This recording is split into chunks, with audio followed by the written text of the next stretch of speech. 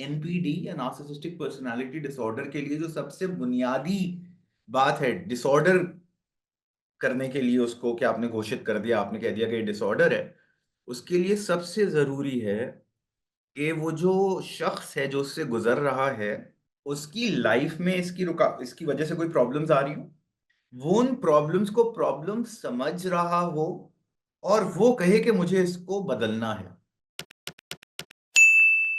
अगर मैं बहुत ब्रीफली टच करूं, टेक्निकल्स में ना जाते हुए, तो कोई 9 ऐसी चीजें हैं जिनमें से एटलीस्ट 5 का होना जरूरी है एनपीडी को एनपीडी आइडेंटिफाई करने के लिए, और इसका परवेसिव होना जरूरी है। अस्सलामु अलैकुम रहमतुल्लाहि व बरकातहू for all of you that are here.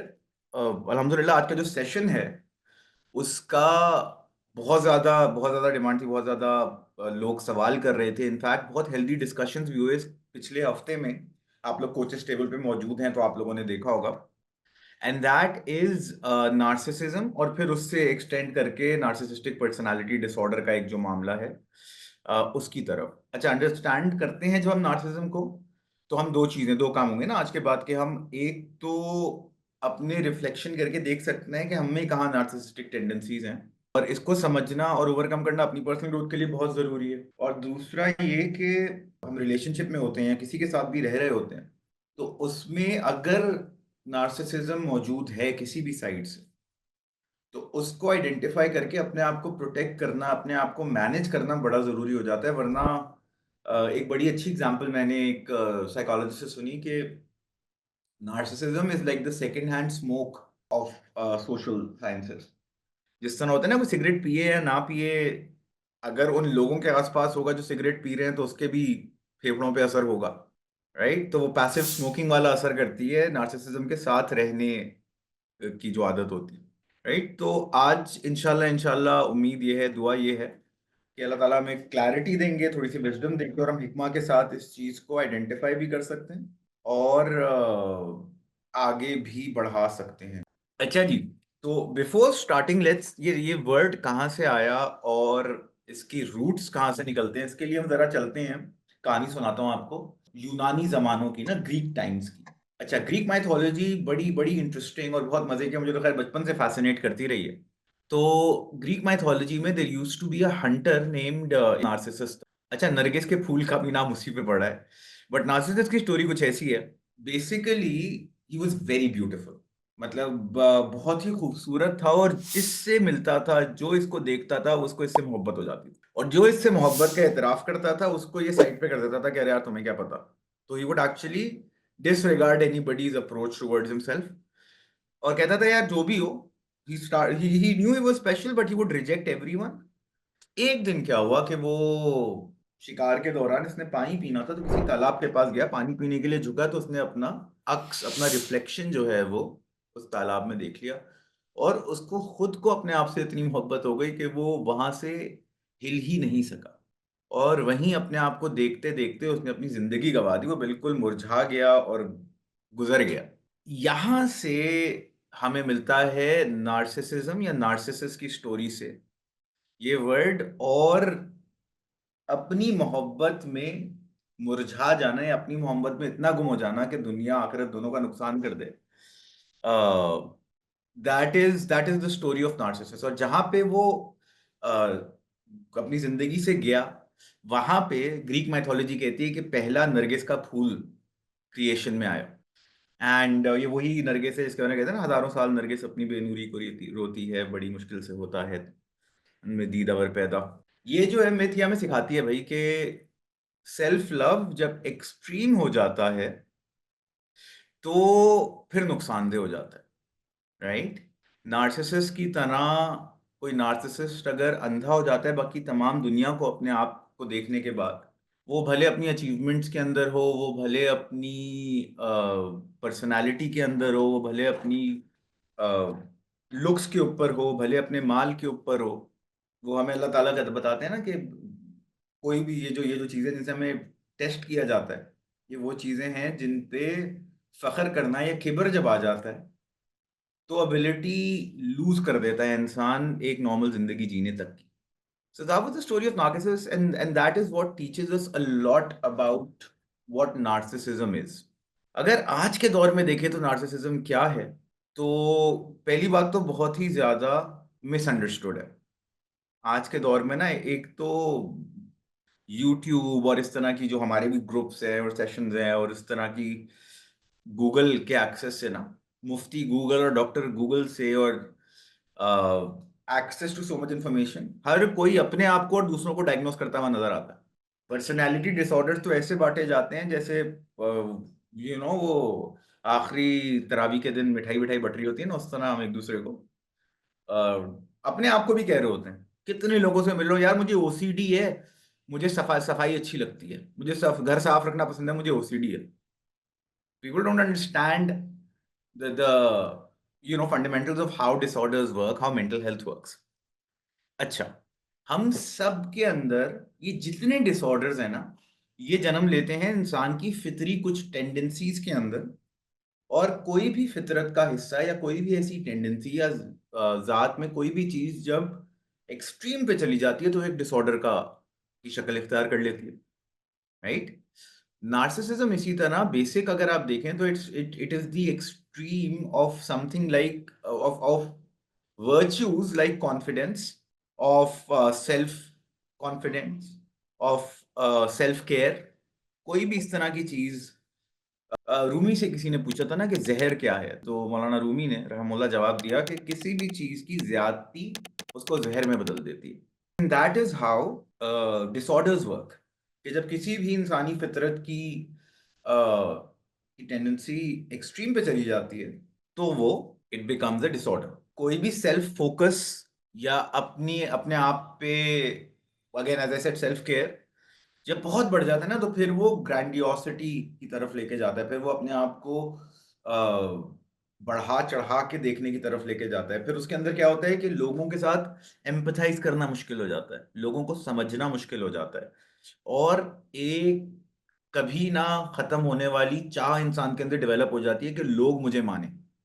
अपने आप को मनवाने की एक जरूरत, एक शदीद नीड पैदा हो जाती है। और ये जब इस हद तक बढ़ जाए कि जिंदगी को गवर्न करने लगे तो फिर एनपीडी आता है और नार्सिसिस्टिक पर्सनालिटी डिसऑर्डर की तरफ बात बढ़ती है। अच्छा, बाय द वे, ये जो डायग्नोसिस है ये आप में नहीं कर सकते।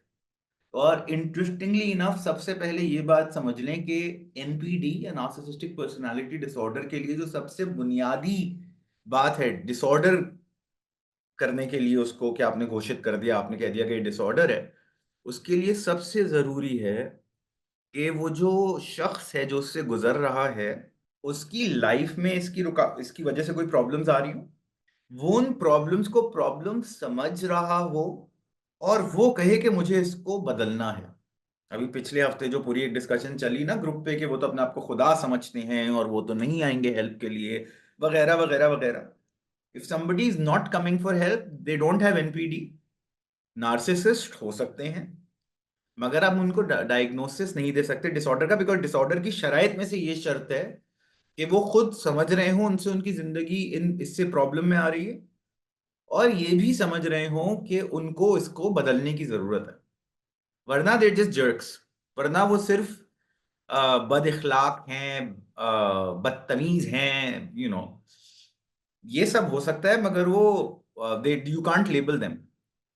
डॉक्टर्स जो एनपीडी करते हैं उनकी भी शर्त ये होती है, बहुत सी दफा लोग ये कहते हैं ना, हमसे भी कह रहे होते हैं या साइकोलॉजिस्ट से भी पूछते हैं कि यार ये चीजें हैं, ये सिम्टम्स हैं और मुझे लगता है इनको एनपीडी है। तो कहते हैं हाँ हो सकता है, सामने वाला उसको लेके ना अब हर जगह बताने में, मैं तो एक नार्सिसिस्टिक पर्सनालिटी डिसऑर्डर वाले वालदेन के साथ बड़ा हुआ, मेरी तो अम्मी ऐसी है, मेरे तो this whole thing that goes, मेरे मेरे शौहर मेरी, and there's a strong possibility that it might be, but you cannot diagnose it as a disorder unless the person has identified it becoming a problem in their life, right? Basically DSM-5 नाम से एक पूरा framework है जिससे तमाम mental disorders को psychiatrist psychologist identify करते हैं और एक स्पेक्ट्रम पे देखते हैं कि वो कितना शदीद है। उसमें बेसिकली अगेन अगर मैं बहुत ब्रीफली टच करूं, टेक्निकल्स में ना जाते हुए, तो कोई 9 ऐसी चीजें हैं जिनमें से एटलीस्ट 5 का होना जरूरी है एनपीडी को एनपीडी आइडेंटिफाई करने के लिए, और इसका परवेसिव होना जरूरी है। परवेसिव का क्या मतलब, कि सिर्फ एक जगह पे नहीं, हर जगह पे हो रहा हो। कुछ लोग होते हैं जो नार्सिसिस्ट जरूर होते हैं, मगर वो नार्सिसिस्ट होते हैं फॉर एग्जाम्पल अपने रिलेशनशिप्स के अंदर। वो नार्सिसिस्ट होते हैं अपने किसी काम के अंदर या अपनी औलाद के साथ, बाकी सबके साथ ठीक है। तो वो नार्सिसिस्ट तो जरूर होंगे, बट वो डिसऑर्डर नहीं होगा। डिसऑर्डर वो होता है जो आउट ऑफ कंट्रोल हर जगह दिख रहा हो। और अगेन, अगर बहुत ब्रीफली वो 9 बता दूं, अगर आप में से कोई लिख रहा है या अगर आप में से कोई टेक्निकल्स के लिए आया है, तो सबसे पहला ग्रैंडियोसिटी, अपनी इंपॉर्टेंस को बहुत बढ़ के समझना। दूसरा फैंटेसीज ऑफ अनलिमिटेड सक्सेस और पावर, कि यार मैं तो बहुत ही सक्सेसफुल हूं, बहुत ही पावर हूं, या बहुत ही इंपॉर्टेंट हूं। और इसकी चीज हमें दो दो तरह से मैनिफेस्ट करता है ये। या तो इंसान बहुत हाई गोल्स बताता है कि मुझे तो जिंदगी में ये भी करना है और ये भी करना है और मैं तो ये कर रहा हूं और वो कर रहा हूं, या वो इतने छोटे गोल्स बताता है कि देखो मैंने ये सब कर लिया, और वो छोटी छोटी चीजों को बढ़ा के बता रहा होता है। तो grandiosity, fantasies of unlimited success और पावर। फिर आता है अपने आप को स्पेशल महसूस करना, अपने आप को स्पेशल बताना, यार मैं तो सबसे अलग हूं। और इसके भी टाइप्स हैं, वो आगे जाके हम थोड़ा सा एक्सप्लोर करते हैं। अभी सिर्फ ये बात समझ लें कि अपने आप को स्पेशल समझना, वो स्पेशल पॉजिटिव में भी समझ सकता है, नेगेटिव में भी। इसका इफेक्ट पॉजिटिव नेगेटिव दोनों हो सकता है। फिर एक शदीद जरूरत एक्सेप्टेंस की, एडमिरेशन की, लोग मुझे पसंद करें, मैं लोगों की नजर में कुछ हूं। अपनी नजर में तो मैं हूं, मगर लोगों की नजर में भी मेरी मेरी इंपॉर्टेंस हो। मैंने एक वीडियो बनाई थी, आप में से काफियों ने देखी होगी, जिन्होंने नहीं देखी हमारे चैनल पे शॉर्ट के तौर पे आई थिंक मौजूद होगी, वो शेयर भी कर दीजिएगा, एंटाइटलमेंट ट्रैप करके। जिंदगी के बहुत मसाइल की जड़ ना ये होती है कि यार ये तो मेरा हक था और उसका फर्ज था। तो नार्सिसिस्ट लोगों के अंदर एक बड़ी शदीद ये भी होती है कि मैं, मुझे जो है ना वो मेरा हक है, मुझे तो ये मिलना चाहिए, उनको तो मेरे हिसाब से ये करना चाहिए था, उन्हें तो मेरा ख्याल रखना चाहिए, उन्हें तो मेरे साथ ये पूछना चाहिए। They need to take care of me, they should have understood. ये जो शुड हैव कुड हैव वाला ट्रैप होता है ना, ये बहुत ज्यादा दिखता है। फिर ये लोग दूसरों को एक्सप्लॉइट करते हैं, दूसरों का एडवांटेज लेते हैं, अपने काम निकलवाने वाले लोग होते हैं। जब काम अपना पड़ेगा तो बहुत अच्छे हो जाएंगे, अपना काम किसी भी तरह निकलवा लेंगे, इमोशनल ब्लैकमेल करना हो, कुछ भी करना हो, बाद में फिर यू नो, एंड अप्रिसिएशन नहीं होती इनके अंदर, थैंकलेस, लैक ऑफ एम्पथी, दूसरों के पॉइंट ऑफ व्यू को समझने की ही सलाहियत नहीं होती। जेलसी, एनवी, लोगों से जलते हैं किसी और की सक्सेस से, देर लाइक यार। और फिर आखिरी एरोगेंस, बहुत चौड़े होते हैं, बहुत चौड़ में आते हैं। अब ये जो 9 चीजें हैं, इनमें से कम कोई 5 होंगी, वो 5 जिंदगी के एक से ज्यादा हिस्सों में होंगी, और उसकी वजह से जो नुकसान हो रहा है वो इंसान खुद एक्नॉलेज करके, एक्सेप्ट करके, हेल्प के लिए आगे बढ़ता है, तो एनपीडी डायग्नोस होता है, एनपीडी नार्सिसिस्टिक पर्सनालिटी डिसऑर्डर। अच्छा, हर एनपीडी का पेशेंट नार्सिसिस्टिक तो है, मगर हर नार्सिसिस्ट एनपीडी का पेशेंट नहीं होता, ये बात समझना जरूरी है। नॉट टू से कि ओ नार्सिसिज्म तो सही है, कोई मसला नहीं है, नार्सिसिज्म एक बहुत बड़ा प्रॉब्लम है। But if that is the case, then clinical और लाइफस्टाइल वाले इश्यूज को ना सेपरेट करते हैं। जैसे मैंने कहा, मैं ग्रुप पे भी बार बार याद दिलाता हूँ ये बात, कि कोचेस क्वालिफाइड नहीं होते क्लिनिकल इश्यूज को डील करने के लिए, तो उसके लिए वो साइकोथेरेपी के लिए जाते हैं। बाय द वे, नार्सिसिज्म बात करके ही ठीक होता है, वो थेरेपी से, उसमें मेडिकेशन का एक छोटा हिस्सा है। एक चीज और है कि नार्सिसिज्म के साथ और चीजें भी, और मेंटल डिसऑर्डर्स आसान हो जाते हैं। For example, narcissist can easily go into depression, narcissist can more easily go into bipolar disorder. तो ये वाली जो चीजें हैं ना, ये भी होती हैं। हमें ये समझना है कि ये जो डिफरेंस है, वो समझने के बाद हम देखें कि अच्छा, अगर कोई नार्सिसिज्म की तरफ जा रहा है, या हम अगर नार्सिसिज्म की तरफ जा रहे हैं, तो हम उसको आइडेंटिफाई करके ठीक कर सकते हैं।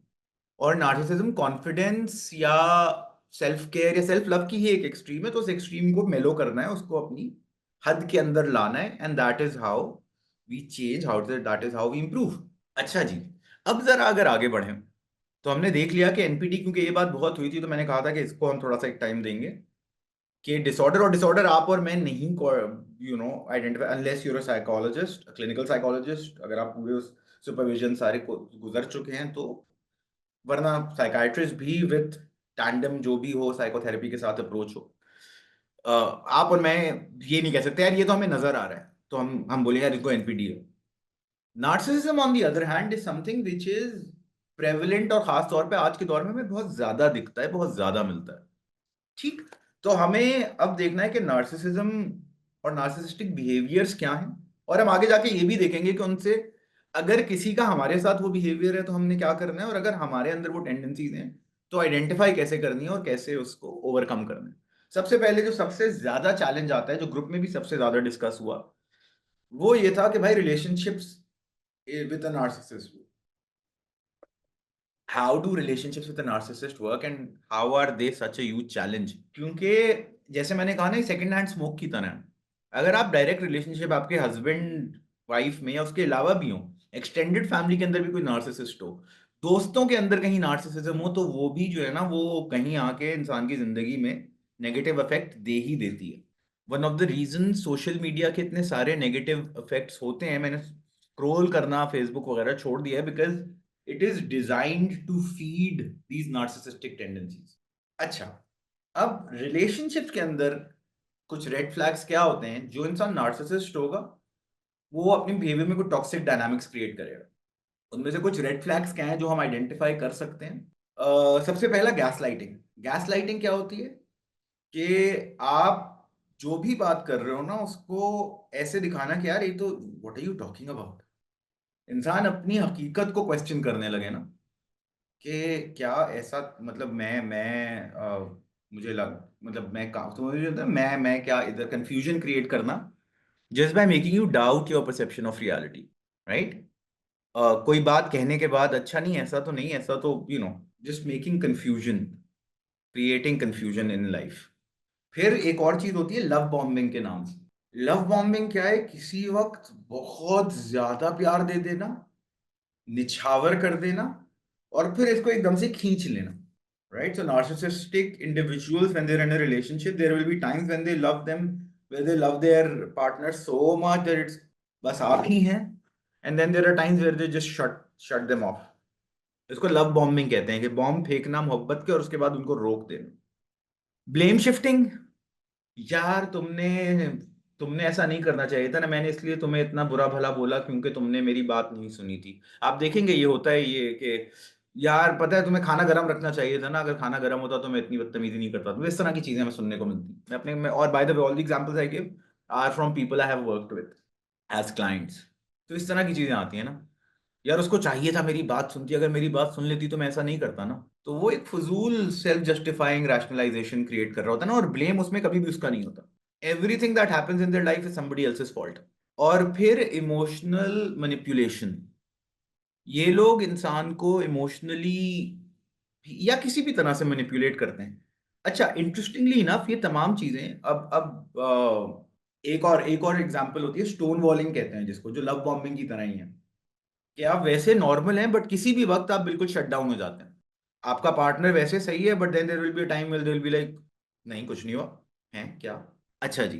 तो वो स्टोन वॉलिंग क्या होती है कि आपने दीवारें खड़ी कर दी ना रिलेशनशिप के अंदर, बीच में किसी भी दिन किसी भी वजह से, बगैर किसी वजह के लोग जो हैं वो दे गो इन टू, ओ अच्छा, नहीं कुछ भी नहीं हुआ, but they don't respond, they not affectionate, they just वो जिंदा लाश की तरह ना रहे होते हैं, और वो and that has a very toxic effect on the other person. तो ये कुछ चीजें हैं जो रेड फ्लैग्स होते हैं। जैसे मैं अपनी अगर एक क्लाइंट की एग्जांपल बताऊं, तो this was this lady that was in a relationship, right. And उसको हर कोई रिलेशनशिप है ना, ससुराल वाले शौहर, यार तुम इतनी सेंसिटिव हो, तुम चीजों को इमेजिन करती हो, उसको कोई चीज कहना और उसके बाद कहना नहीं ऐसा तो हुआ ही नहीं, ये तो तुम्हारी वजह से हुआ है जैसे मैंने कहा, राइट। तो अब एज ए रिजल्ट क्या होता है कि इंसान अपने आप को डाउट करना शुरू कर देता है। मजे की बात ये भी है कि ज्यादातर नार्सिसिस्ट जो है ना, वो अट्रैक्ट करते भी एम्पैथ्स को हैं, उन लोगों को अट्रैक्ट करते हैं जो उनको इंडल्ज करेंगे, जो उनको हील करने की कोशिश करेंगे। As a result back and forth जो है ना, वो एक बड़ी को डिपेंडेंट या इंटरडिपेंडेंट सिचुएशन बन जाती है, जहां पे खराबी बढ़ती जा रही होती है। एंड एक एक स्टॉकहोम सिंड्रोम नाम की सिचुएशन है, इसकी भी थोड़ी सी हिस्ट्री बता देता हूँ। स्टॉकहोम स्वीडन के अंदर एक बैंक हाइस्ट स्टोरी थी, बैंक रॉबर्स आए, उन्होंने बैंक के अंदर लोगों को कैद किया, और एक पूरी, it played out by the end of it, when they came out, तो जो कैदी थे वो रिलेट करने लगे थे और वो साइड लेने लगे थे अपने उन लोगों को जिन्होंने उनको कैद किया था।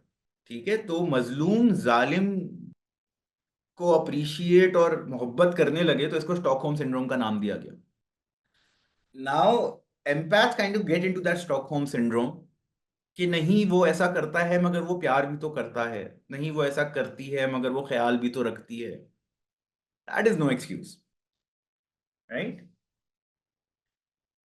जब भी कोई बात देखें, देर इज अगेन कॉन्फिडेंस एक जरूरी और अच्छी ट्रेट है अपनी सक्सेस के लिए। अपनी जिंदगी में किसी भी जगह जाने के लिए सेल्फ केयर और सेल्फ लव, अपनी बाउंड्रीज क्रिएट करना, ये सब बहुत जरूरी है।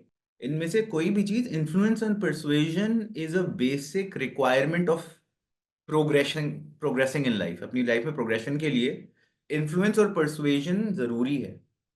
जब वो इन्फ्लुएंस और परसुएजन एक लाइन क्रॉस करके कोअर्जन और मैनिपुलेशन की तरफ चला जाता है, तो वो चीज टॉक्सिक हो जाती है। किसी से अपनी बात मनवाना या किसी से जबरदस्ती कुछ करवाना, ये फर्क है। प्यार मोहब्बत से बात मनवाई तो जाती है, मगर ब्लैकमेल करके, इमोशनल ब्लैकमेल करके कोई बात अपनी करवाना या रोना धोना मचा के, कोई भी इस तरह की चीज अच्छी है? Coercion and manipulation, no. अब नार्सिसिस्टिक रिलेशनशिप्स के अंदर क्या होता है, उसके इमोशनल स्कार्स होते हैं, उससे चोटें लगती हैं, उससे इंसान जख्मी और घायल होता है।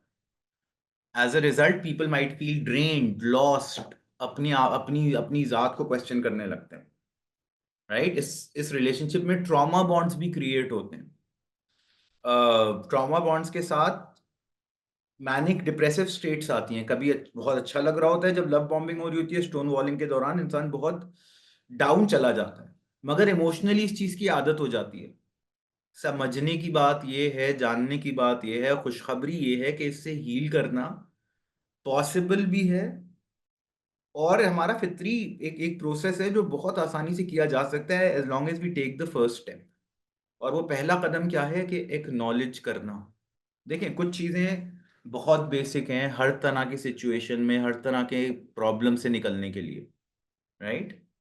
वो चीजें क्या हैं? सबसे पहले, किसी और को बदलना हमारे हाथ में है नहीं है, राइट? अच्छा, अब जब किसी और को, अब अगर किसी की वालदा, किसी के वालिद, किसी का पार्टनर ना, तो सबसे पहली बात है कि उसको बदलना हमारे हाथ में नहीं है। हम उनको इन्फ्लुएंस और परसुएट जरूर कर सकते हैं, मगर मैनिपुलेशन की तरफ जाना, और नार्सिसिस्ट मैनिपुलेट उस तरह से नहीं होते। उनको उनको जो है ना, वो एक, you can appeal to their narcissism, उनकी ग्रैंडियोसिटी को आप अपील करके उनसे काम निकलवा तो सकते हैं, मगर पूरी तरह से उनको चेंज करना, एज आई सेड, चेंज तब आएगा जब वो खुद विलिंग होगा। The only condition for change is the person's willingness to change. उसके बगैर हम कोई काम नहीं कर सकते। तो अगर कोई नार्सिसिस्ट है जो खुदाई के दावे में है, या अपने आप को कोई बहुत ज्यादा कुछ समझ रहा है, तो उसको बदलना हमारे हाथ में अगेन नहीं है। अपनी जिंदगी को बेहतर करना, दैट इज समथिंग जो हमेरा, हम क्या सोच रहे हैं, हम क्या महसूस कर रहे हैं, ये हमेशा हमारे हाथ में होता है। हदीस है ना कि अजब मामला है मोमिन का, कि हर हाल में खैर पाता है, फायदा होता है तो शुक्र करता है, खैर हासिल होती है, कोई नुकसान होता है तो सब्र करता है और उसमें भी उसको खैर मिलती है और वो खुश रहता है। आप देखें तो जिन लोगों का ईमान पुख्ता होता है, जिन लोगों का ईमान मजबूत होता है, वो हर हाल में देर लाइक अल्हम्दुलिल्लाह। और उनकी इंटरनल स्टेट में, तो इंटरनल स्टेट आपके अपने ऊपर डिपेंडेंट है, कोचिंग के फंडामेंटल्स में से ही है। तो वही, सबसे पहले तो ये जानें कि आप अपने आसपास वालों को नहीं बदल सकते, बदलाव, और अगर बदलेंगे भी तो उसकी शुरुआत खुद को बदलने से ही होगी। बहुत सी दफा ऐसा होता है कि आप में से जो लोग सीसीएच कर चुके हैं, उन्होंने देखा होगा कि किसी ने ऑब्जर्व किया हमारे अंदर चेंज, उन्होंने पूछा यार ऐसा क्या किया है, हमने बताया, और हमारी बात बताने से इंस्पायर होके या हमारे चेंज के रिजल्ट में वो अपने अंदर वो बदलाव लेकर आए। हम अपने घर में जब कॉज एंड इफेक्ट सिखाते हैं, कोई भी इस तरह की चीज सिखाते हैं, तो वो घर के अंदर एक बदलाव आना लगता है। अच्छा, अभी हीलिंग होनी है तो हमारी कैसे होनी है? सबसे पहले जैसे मैंने कहा कि अपनी रियलिटी को एक्नॉलेज करना है। अगर सामने वाला टॉक्सिक है, अगर सामने वाले के अंदर कोई ऐसी चीज है, तो उसके बिहेवियर को जस्टिफाई करना सबसे पहले रोक देना है। उसने भी किसी वजह से ही किया होगा। हाँ, रोटी ठंडी थी इसलिए उसने मुझे डांट दिया। हाँ, नमक ठीक नहीं था इसलिए उसने चीज उठा के फेंक दी। That's not on. जो रियलिटी है, अगर सामने वाला टॉक्सिक है, अगर सामने वाला कोई कोई कुछ के अंदर कोई इस तरह की चीज है जो कि परेशान कुन है, तो उसको आपने एक्नॉलेज करना है। एक जस्टिफाई नहीं करना, रैशनलाइज नहीं करना। राइट। तो आपने सबसे पहले तो कहना यार ये है, and then you identify whether आप, अगर किसी भी शख्स के साथ हम रह रहे हैं ना, और उनके साथ हम कितना इमोशनली, साइकोलॉजिकली, स्पिरिचुअली इन्वॉल्व नहीं, ये हमारे हाथ में होता है। You can be living in the same house hold and you can have your boundaries and your barrier set, जिसकी वजह से आपको वो चीजें अफेक्ट नहीं करती। तो जो दूसरा स्टेप है, पहले आपने एक्नॉलेज करना है रियलिटी को, उसके बाद आपने अपनी बाउंड्रीज को सेट करना है। अपना इमोशनल स्पेस, फिजिकल स्पेस बिल्कुल क्लियरली अपने जहन में बना लेना है। Okay, if a person is toxic, वो जो भी बोले उसके जहन का फितूर है, मुझे क्या फर्क पड़ रहा है। राइट। अच्छा, यहाँ पे कुछ चीजें ऐसी आती हैं जहां पे बाउंड्रीज का मतलब ये भी होता है कि हमने शायद कहीं हार्ड डिसीजंस लेने हो। For example, if somebody is physically abusive in a relationship, if a husband or a wife is physically or emotionally abusive in a relationship up to a certain extent, तो उसके बाद अगर आप साथ रह रहे हो तो आप अपने खुद के मुजरिम हो। मुश्किल हो सकती हैं ऑप्शंस, मगर ऑप्शंस हमेशा मौजूद होती हैं। कोई अगर ये कहे, अगर आप किसी के साथ रह रहे हो निकाह में, शादी के बाद, तो living with them is your choice. उसके फाइनेंशियल रीजंस हो, उसके पर्सनल रीजंस हो, उसके इमोशनल रीजंस हो, जो भी रीजन हो, चॉइस आपकी अपनी है। तो इस बात को समझना, एक्सेप्ट करना आपको एम्पावर करता है, because you know that uh you can take another decision whenever you want to, and be you are not the victim. एक और बड़ी चीज आती है, मेरी शादी करा दी गई, खवातीन जो है ना, और बड़ी बड़ी पढ़े, अच्छे बैकग्राउंड, पढ़े लिखे, सारी अच्छी अच्छी फैमिलीज के बाद, यार मेरे अम्मा अब्बा ने ना मेरी शादी करा दी। सीबी मैं तो रेडी नहीं थी, मुझे तो पढ़ना था, मगर शादी। देखें, शादी में हो सकता है उन्होंने प्रेशर दिया हो, मगर शादी आप ही ने की। शादी कोई आपको, आपके लिए बैठ के, आप किसी ने आपके मुंह से, नोबडी कैन, अल्लाह ताला ने जो है ना वो ताकत इतनी खूबसूरती से डिवाइड की है, ये कबूल है कोई और नहीं कह सकता आपके लिए, जब तक आपकी कंसेंट ना हो, भले वो वली हो आपका। एक्सेप्टेंस एंड कंसेंट के बगैर तो वो कबूल है, किसी ने नहीं बुलवाया भाई, वो आपने खुद बोला है, तो अब आप अपनी अपनी चॉइसेस को जी रहे हो, and as a result you can make different choices. कहीं होता है कि मैं बिल्कुल, if somebody is being abusive, somebody is living in a relationship where it's, जहाँ मारपीट है, वहां पे मैं आई एम लाइक भाई, फिर अगर आप रह रहे हो तो आपकी अपनी चॉइस है, फिर हम कोई कोई हेल्प नहीं कर सकता आपको, unless you take the steps to help yourself. और जहाँ पे ये वाले एक्सट्रीम्स नहीं होते, कोई बात करता है, कोई तानेबाजी है, कोई सास बहू के मामलात होते हैं, नंद भावज में होते हैं, सो मेनी इश्यूज, और बड़े बड़े टिपिकल इश्यूज आते हैं, वर्क स्पेस में होता है। another very uh, strongly narcissistic scenario is workplace scenarios, जहां ऑफिस स्पेस में, काम की जगहों पे, टीचर्स के लिए स्कूल्स में जहां वो पढ़ाती हैं, ये नार्सिसिस्टिक बिहेवियर मिल रहा होता है। कॉलीग्स हैं, वो तानेबाजी कर रहे होते हैं, वो एक दूसरे को आप वन अप कर रहे होते हैं। तो वहां पे भी आपको अपनी बाउंड्रीज सेट करनी है, एक्नॉलेज करना है, अपनी बाउंड्री सेट करनी है। मैं एक और एग्जांपल दूं, तो इस तरह भी होता है कि वो दोस्तों में ना एक चीज बहुत देखी देखी जाती है। आप अपनी कोई एक्नॉलेजमेंट बताएं, बोले अच्छा इतना मैंने मैंने मैंने जो है वो मेरे 10 नंबर आए, अच्छा तुम्हारे 10 है, मेरे तो 15 आए थे। तो नार्सिसिस्ट ये भी करते हैं ना कि दूसरों की अकॉम्प्लिशमेंट को छोटा दिखाने की कोशिश करते हैं। तो ये भी जब तक आप बाउंड्रीज, पहले तो आपने एक्नॉलेज करना है कि यार ये बंदा है ना ऐसा ही, फिर आपने अपनी बाउंड्रीज करनी है उससे। वो हो सकता है इंटरनल बाउंड्रीज, हो सकता है आप अपने जहन में ये सोच लें कि यार ये ऐसा ही है, बोलते रहता है, इसके बोलने से क्या फर्क पड़ता है। या हो सकता है वो फिजिकल बाउंड्रीज है, इस बारे में मुझसे बात ना किया करें। पिछले हमारे बैच में एक कोच थी जिन्होंने कहा यार लोग, मेरे ऑफिस में लोग एक दूसरे की पीठ पीछे बुराइयां करते हैं, और मुझे अच्छा नहीं लगता कि मेरे सामने वो हो रही हैं, क्योंकि मैं देख रही हूँ कि वो आपस में बहुत अच्छे हैं, फिर पीछे आके मुझसे। तो यही फिर हमने जो उन्होंने सोल्यूशन निकाला वो यही था कि यार I need to kind of get up and move from whenever that is happening. जहाँ किसी की बुराई हो रही हो, जहाँ गीबत हो रही हो, जहाँ कोई ऐसा काम हो रहा हो जो अल्लाह ताला को नहीं पसंद, वहां से हम क्या करते हैं, उठ के हट जाते हैं। सामने वाले को भी अंदाजा हो जाता है 2 4 दफा के बाद वो काम वो नहीं करेगा। फिर अपनी वर्थ को रिक्लेम करना है।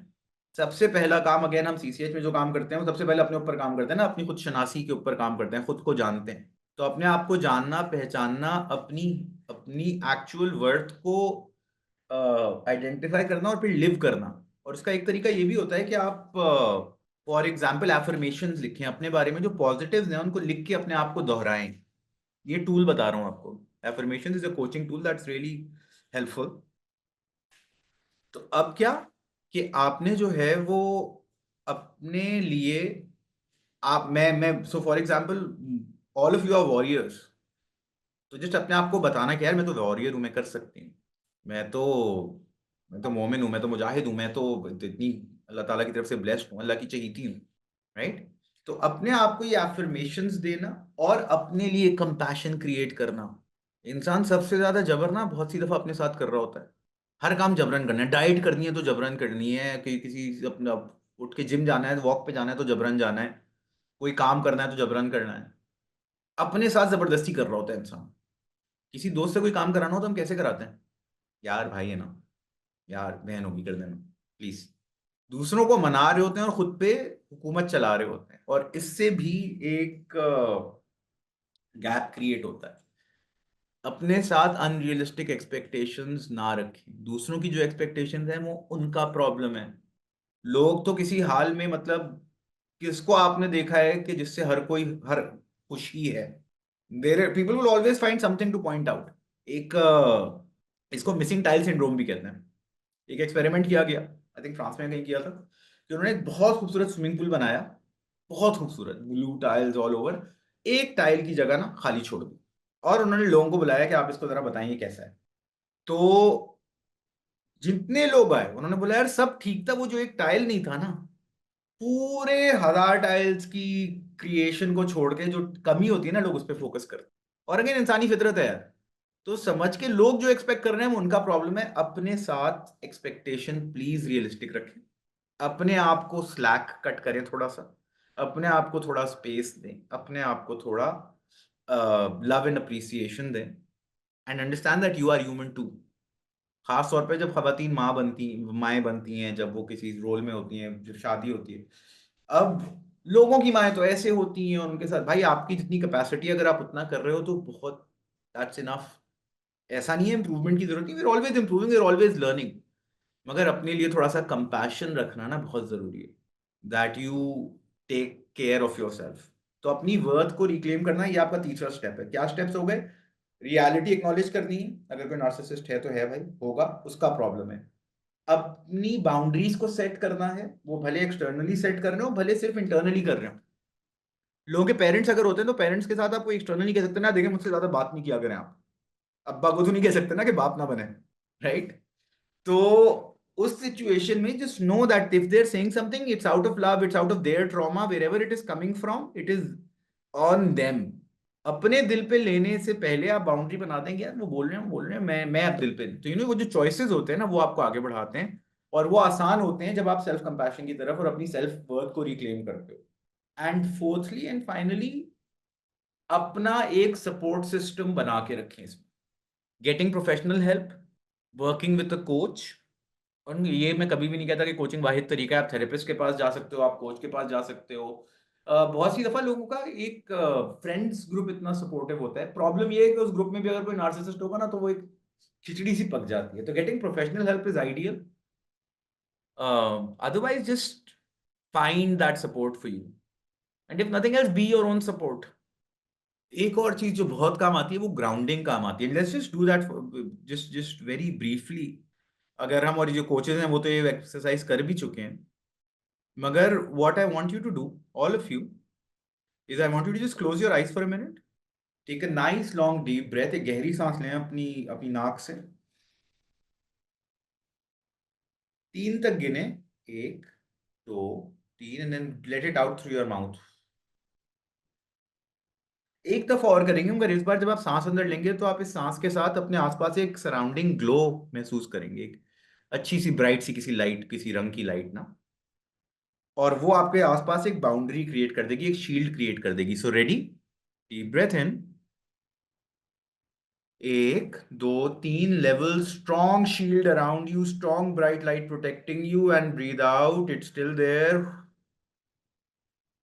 इसको हम ग्राउंडिंग एक्सरसाइज कहते हैं। जब भी इंसान को लगे ना कि आप आपकी किसी की भी बात से ट्रिगर हो रहे हो, किसी की कोई बात लाके चुभ रही हो, तो आप इसी तरह just take a nice long deep breath, imagine this light and just ground yourself. Grounding का मतलब आप हाजिर के अंदर आ जाते हो, आप हाल के अंदर आ जाते हो। Cool, right? अब हमने क्या करना है कि हमने ये देख लिया कि रिलेशनशिप्स में जहां पे, पहले हमने देख लिया कि एनपीडी और नार्सिसिज्म में क्या फर्क है। हमने देख लिया कि नार्सिसिज्म या नार्सिसिस्ट के साथ रहने की क्या क्या कुछ हो सकते हैं सिग्नल्स, और उन सिग्नल्स को कैसे ओवरकम करना है, राइट? एक चीज और जो आई थी, अगेन ग्रुप में भी आई थी, वो ये थी कि अपने आप को कैसे पहचाने कि हमारे अंदर तो, हम तो नार्सिसिस्ट नहीं है, राइट? तो जरा लेंस को अपनी तरफ घुमाते हैं, जरा लाइट को अपनी तरफ घुमा के जायजा लेते हैं कि कौन सी ऐसी ट्रेट्स हैं जो नार्सिसिस्टिक हो सकती हैं, और जैसे ही हम उनको आइडेंटिफाई करेंगे हम उनसे आगे बढ़ सकते हैं, उनसे आगे निकल सकते हैं। Ready for that? And again, इन सवालों का मकसद कहीं पे भी जज करना नहीं है, खुद को डायग्नोज करना नहीं है। It's an exercise in self growth and self discovery, right? तो अब अगर मैं आपसे पूछूं कि अपने लिए जवाब दें, मुझे जवाब देने की जरूरत नहीं है, कि क्या आप एक्सेसिवली वैलिडेशन सीख करते हो? क्या हर काम में हमें लोगों से कंफर्मेशन चाहिए होती है कि हम ठीक कर रहे हैं कि नहीं? यार मैंने ये किया, ये ठीक किया नहीं किया? आप बताएं। अब अम्मी से पूछ रहे हैं, अब्बू से पूछ रहे हैं, भाई बहनों से, कजन से, यार ये किया क्या, what do you think about? अगर ये चीज अगेन बहुत ज्यादा है, देखिए मशवरा लेने में तो बरकत है, मगर अगर हर चीज में कॉन्फिडेंस ही इस बेसिस पे है कि दूसरे लोग उसको मान लें या मान रहे हैं, तो ये पहला सवाल है। दूसरा, दूसरों को समझने में क्या चैलेंज होता है, एम्पथी में क्या प्रॉब्लम आती है? यार वो कर रहा है ऐसा, पता नहीं क्यों कर रहा है, क्यों सोच रहा है उसने ऐसा किया। तीसरी एक चीज, कि हमारे साथ जितना कुछ हम जिस जिस भी चीज से गुजर रहे हैं, उसमें से कितनी चीजों में कोई और हमारा मुजरिम है और कितनी चीजों में हम रिस्पॉन्सिबल हैं। अगर हर चीज में अगर हम ब्लेम गेम खेलते हैं ना, वो एक टेड टॉक में एक बंदा कहता है, lot of us carry blame throwers. जैसे फ्लेम थ्रोअर होता है ना, उस तरह लोग ब्लेम थ्रोअर कैरी करते हैं, कि जहां कुछ हो दूसरे के ऊपर ब्लेम मारो। तो if that is the mindset that goes on, अगर हर चीज में किसी और ने आपके साथ किया है, जो भी हुआ है, जो विक्टिम माइंडसेट है, तो वहां पे भाई मसला ये है कि फिर ये है कि कहीं प्रॉब्लम है नार्सिसिज्म की। और तीसरा कि हम इन्फ्लुएंस के बजाय मैनिपुलेशन की तरफ तो नहीं कहीं जाते किसी से काम कराने के लिए। तीसरा था लीना ब्लेम करना, राइट? और उसके बाद जिस मैनिपुलेशन अगर कर रहे हैं, और ये इसके जवाब आपसे अच्छा कोई और दे नहीं सकता ना अपने आप को, अगर अपने आप को ऑनेस्टली जवाब दें। अगेन, जज नहीं करना, ग्रो करने के लिए, कि देख के अगर हो तो कैसे हो। नार्सिसिस्ट की भी तरकीब, अच्छा इंटरेस्टिंगली इनफ, नार्सिसिस्ट भी एक तरह का नहीं होता। एक तो वो है ना जो ग्रैंडियोस नार्सिसिस्ट है, इल्यूजन ऑफ ग्रैंडियोर वाले, कि मैं हूं, बस मैं हूं, बस मैं हूं, कोई दूसरा नहीं, right? That is one part, one kind of narcissist. फिर एक होता है मलिग्नेंट नार्सिसिस्ट, जिनको टॉक्सिक नार्सिसिस्ट भी कहा जाता है, जो जिनको मजा आता है दूसरों को गिरा के, जिसको होता है कि वो अच्छा इसने ऐसा कर दिया, अभी बताती हूँ, अभी बताता हूँ, let me show them, right? तो जो लोग टॉक्सिक हो रहे होते हैं ना एक्टिवली, उनको हम मलिग्नेंट नार्सिसिस्ट कहते हैं। फिर जो सबसे ज्यादा पाए जाते हैं, जो क्लासिकल नार्सिसिज्म या ग्रैंडियोस नार्सिसिज्म कहलाया जाता है, थोड़ा सा अगर टेक्निकल हो रहा हो तो दैट्स ओके, क्योंकि again I wanted to cover the whole topic. तो ग्रैंडियोस नार्सिसिज्म होता है कि सिर्फ मैं हूं, राइट? और मैं बहुत स्पेशल हूं, और मैं ऐसा हूं, और वो दिख रहा होता है ना, वो बंदा हर जगह अपनी मैं कर रहा होता है, कहते हैं ना इनकी मैं बहुत है, इसकी मैं बहुत बढ़ गई है, इसके अंदर मैं का आंसर बहुत है, मैंने ये किया और मैंने ऐसा किया और मैंने वैसा किया, वो सेल्फ ऑब्सेस, बिल्कुल सही। ठीक है, that is grandiose, that is one kind. The other, as I said, एक मलिग्नेंट है जो कि एक्टिवली दूसरों को शट डाउन कर रहा होता है, जिसका एनवी बहुत हाई होता है। That is equally as dangerous and actually more toxic, because इसकी जो फ्यूम्स है वो सबको अफेक्ट कर रही होती है। Okay, so so what happens is कि ये जो होते हैं ना, ये they are actually spreading their toxicity all around. और ये एक्टिवली, कम नार्सिसिस्ट होते हैं जो इस हद तक जाते हैं, बिकॉज मोस्ट ऑफ देम अपने अपने जहन में वो बहुत ही कोई बड़ी चीज होते हैं। अच्छा, मजे की बात है, नार्सिसिस्ट के बारे में लग ये रहा होगा कि वो बहुत ही ज्यादा सेल्फ रिलायंट और सेल्फ डिपेंडेंट या बहुत हाई एस्टीम रखते हैं। Every narcissist is the result of low self esteem. उनका सेल्फ कॉन्फिडेंस और सेल्फ एस्टीम जो है ना, वो हाई नहीं, लो होती है। राइट। सो अब एक नार्सिसिस्ट हमारा वो हो गया। अच्छा, जिस तरह ये टॉक्सिक नार्सिसिस्ट मैलिग्नेंट होता है, उस तरह एक बेनाइन नार्सिसिस्ट भी होता है। और ये भी एक बड़े मजे का सिनेरियो है, बिकॉज ये वो होते हैं जिस तरह विनी द पू देखा है आप लोगों ने? एक कार्टून होता था बेयर वाला, उसमें एक ईयर होता था। वो क्या कहता, वो is me, nobody understands me, nobody loves me, it's okay. मुझे ना जिंदगी में बेजार होता था। तो एक नार्सिसिस्ट वो भी होता है जो विक्टिम प्ले कर रहा होता है। ग्रैंडियोस नार्सिसिस्ट तो वो है ना कि यार मैं हूं, मैं तो सक्सेसफुल भी हूं, मैं तो जिंदगी में सब मुझे पता है। एक दूसरा होता है जिसका जिसका जो आता ही इसमें, जो मजलूम होता है, अपनी स्टोरी का मजलूम। मुझे किसी ने समझा ही नहीं, मैं हूं तो बहुत स्पेशल बट कोई जानता ही नहीं।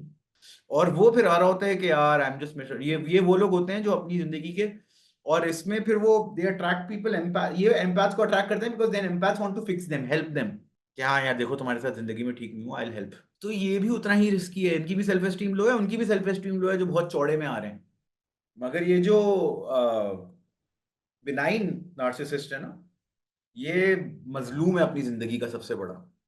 इसको कभी कोई स्कूल वाला नहीं समझा, कोई कॉलेज वाला नहीं समझा, कोई दोस्त नहीं समझा, कोई पार्टनर नहीं समझा, कोई एम्प्लॉयर नहीं समझा। हर जगह से बेचारा खुद ठीक था, सब गलत थे। राइट। तो इसका वो बिल्कुल ऑपोजिट है। एंड देन एक और काइंड ऑफ नार्सिसिस्ट होते हैं जिनको कॉम्यूनल नार्सिसिस्ट भी कहा जाता है। ये लोग क्या होते हैं, बहुत ज्यादा सोशलाइज करेंगे, बहुत ज्यादा सोशल सर्विस करेंगे, बहुत ज्यादा लोगों के लिए इवेंट्स करेंगे। मगर दो क्वालिटीज हो, दो इनके अंदर क्वालिटीज सुनी, दो इनके अंदर सिफात आपको मिलेंगी। एक के बाहर सबके साथ अच्छे होंगे, इनर सर्कल में सबके साथ टॉक्सिक होंगे।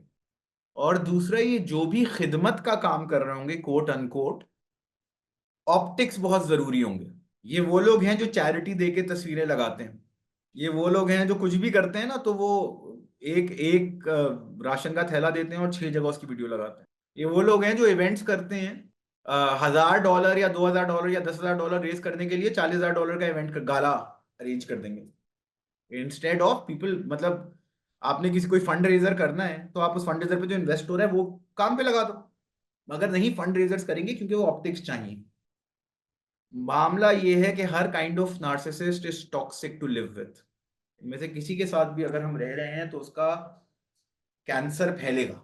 तो हमने क्या करना है, जैसा आई सेड, हमने सबसे पहले तो ये रियलाइज करना है कि किसी और को चेंज करना हमारे हाथ में नहीं है। अगर ऐसा कोई शख्स है तो उसको कितनी पावर हमने अपनी जिंदगी में दी है, ये जरूर हमारे हाथ में है। Right. Based on that we can take control of our life, we can take control of our mind. अपनी बाउंड्री सेट करना हमारी सबसे पहली जिम्मेदारी है। सिर्फ पॉसिबिलिटी नहीं है, अल्लाह ताला ने हमारी वेलबींग भी हमारे हाथ में दी है। हमसे सवाल हमारे अमाल का होगा, और जब तक हम मेंटली स्टेबल नहीं है, अपने अमाल पूरी तरह से नहीं निभा सकेंगे। तो एक्नॉलेज करना है, बाउंड्रीज सेट करनी है। वो बाउंड्रीज हो सकता है किनारा कशी के थ्रू हो सकता है सिर्फ माइंड स्विच से हो। मैं एक बात बहुत रेगुलरली करता हूँ, मैं कोचेस को तो याद ही हो जाती है कि आप नजर बदलेंगे नजारा बदल जाएगा। हो सकता है आप रास्ता बदल रहे हो सकता है आप सिर्फ नजर बदल रहे हो, मगर बदलाव खुद ही लाना है, अपनी बाउंड्री सेट करनी है, अपनी सेल्फ वर्थ को रिक्लेम करना है। और सपोर्ट को सीख करना है। वो सपोर्ट प्रोफेशनल होगी, वो सपोर्ट पर्सनल होगी, and that is how we proceed. Right. So that is generally outlining what narcissism is, how it acts, and how to kind of protect ourselves from it. Narcissist जो है ना, वो बहुत ज्यादा अपने ऊपर हो रहे होते हैं चौड़े, मगर इसका मतलब ये नहीं है कि वो उससे हील होना नहीं चाहते। हर किसी के अंदर नार्सिसिस्टिक टेंडेंसीज होती हैं, उनको आइडेंटिफाई करके ओवर करना इंसान को ग्रोथ की तरफ ले जाता है, मैच्योरिटी की तरफ ले जाता है। वही वाली बात है ना कि सेल्फ लव, अपने केयर करना, अपनी बाउंड्रीज ड्रॉ करना। दूसरी बात, कोई आपको या आप किसी को नार्सिसिस्ट समझो तो वो उसकी कोई वैल्यू नहीं है भाई, कोई समझता है समझता रहे। बहुत सी दफा लोग सेल्फ केयर को नार्सिसिज्म बना देते हैं। अगर कोई इंसान आपको अपनी जिंदगी से वो टाइम नहीं दे रहा जो आप चाहते हो, तो नहीं यार वो तो नार्सिसिस्ट है। तो आप किसी को नार्सिसिस्ट समझते हो, आपके समझने की कोई हैसियत, मेरे समझने की भी कोई हैसियत, अनलेस वो खुद ना समझे। खुद समझेगा तो हेल्प लेगा। और जो नार्सिसिस्टिक है और नहीं समझ रहा, तो फिर वो जर्क है ना, फिर वो है जो, फिर वो बंदा है जिसके साथ आप नहीं, you don't want to associate with such people. And if you are, then it's your choice, then you live with it. Make sense? All good comes from अल्लाह सुब्हानहू व तआला, सो अल्हम्दुलिल्लाहि रब्बिल आलमीन। हाफिज।